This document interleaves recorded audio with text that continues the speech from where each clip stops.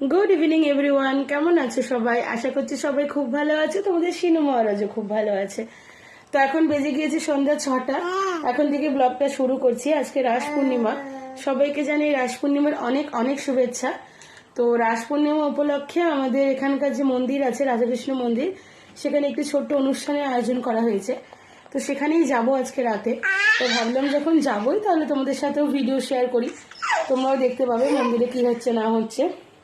আর এখানে মহারাজ দেখো এখনই ঘুম থেকে উঠলো, উঠেও এখন টিফিন খাবে। আজকে ওকে এই বেলা আমি সেরেলাকি দিচ্ছি, দুপুরবেলা দুধ ভাত খেয়েছিল। আসলে আমারও শরীরটা ভালো না, জ্বর আছে, কাশি আছে, যার জন্য আর এক্সট্রা কোনো ঝামেলা করতে ইচ্ছা করছে না। তো ওই জন্যই আমি যে সেরেলাকটাই ওকে গুলিয়ে এখন খাওয়াবো। তো চলো খাইয়ে নিই, তারপর তোমাদের সাথে দেখা করছি। তো এখানে দেখো শিনুকর বাবা রাতের খাবারটা খাইয়ে দিচ্ছে। আজকে কিন্তু রাতের খাবারকে আমি খিচুড়ি দিয়েছিলাম। তো আমি রেডি হচ্ছি আর ও বাবার কাছে খাচ্ছে। তো বন্ধুরা রেডি হয়ে গেছি। এখানে আমার শিনু মহারাজও রেডি হয়ে গেছে। দেখো বাইরে যেহেতু ঠান্ডা আছে, ওকে একটা ফুল স্লিভ ড্রেস পরিয়ে দিয়েছি, আর আমি একটা সিম্পল সুতির শাড়ি। পাশাপাশি এখান থেকে 2 মিনিটের রাস্তা। তো চলো মন্দিরে যাওয়া যাক, যতটা যা পারি তোমাদের সাথে শেয়ার করব। আর আমাদের শিনু মহারাজকে কিরকম লাগছে কমেন্টে কিন্তু অবশ্যই জানাবে। তো আমরা মন্দিরে চলে এসেছি, আর মন্দিরে এসেই ওর কিন্তু দুষ্টুমি শুরু হয়ে গিয়েছে। আর এখানে দেখো আরও অনেক আমাদের এখানকার স্টাফরা, তাদের ওয়াইফরা, ফ্যামিলি নিয়ে সবাই বসে আছে। ওরা অনেকক্ষণ আগেই চলে এসেছিলো। আমারই আসতে একটু দেরি হলো, আসলে বাচ্চাকে রেডি করে খাইয়ে তারপরে আসলাম। যে কতক্ষণ লাগবে সেটা তো জানি না, তো ওই জন্য খাওয়া দাওয়াটা করে নিয়ে আসলাম। আর এখানে দেখো যেহেতু ভজন কীর্তন হচ্ছিল, গান হচ্ছিল, তো যদি কপিরাইট খাই তাই জন্য ভয়েস দিচ্ছি। আর তখন কিন্তু মন্দিরের দরজা পর্দাটা টেনে দিয়েছিল, কারণ তখন ভেতরে ভগবানকে ভোগ নিবেদন করা হচ্ছিল।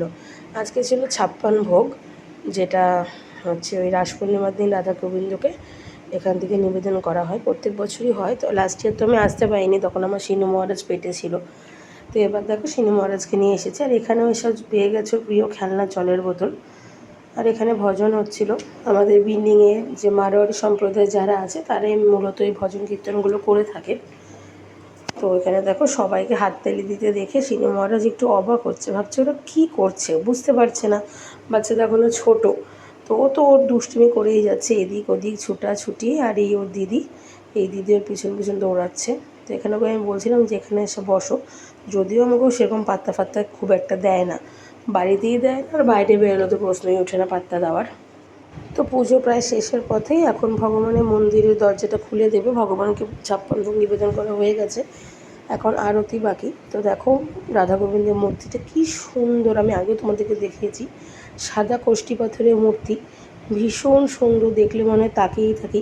জীবনের সব দুঃখ কষ্ট, শরীর খারাপ সব কিছু মুছে যায় ভগবানের দিকে তাকালে। ভগবান মানেই সুন্দর, তবুও সাদার জন্য এত সুন্দর সুন্দর জামা পরায় যে ভীষণ ভালো লাগে।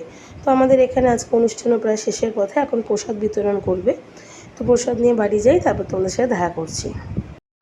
তো বন্ধুরা বাড়ি চলে এসেছি, এখন বাজে রাত 10:30। আর এখানে দেখো প্রসাদ নিয়ে চলে এসেছি।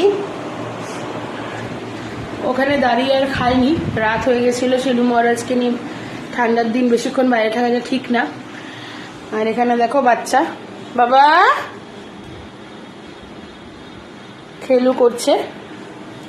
তো আজকের ছোট্ট ভিডিওটি এখানেই শেষ করছি। ভিডিওটি কেমন লাগলো অবশ্যই জানাবে। যারা চ্যানেলে নতুন আছো প্লিজ চ্যানেলটিকে সাবস্ক্রাইব করে দিও। খুব তাড়াতাড়ি আরেকটি নতুন ভিডিও নিয়ে তোমাদের কাছে আসবো। ততক্ষণের জন্য সবাই ভালো থেকো, সুস্থ থেকো। Good night.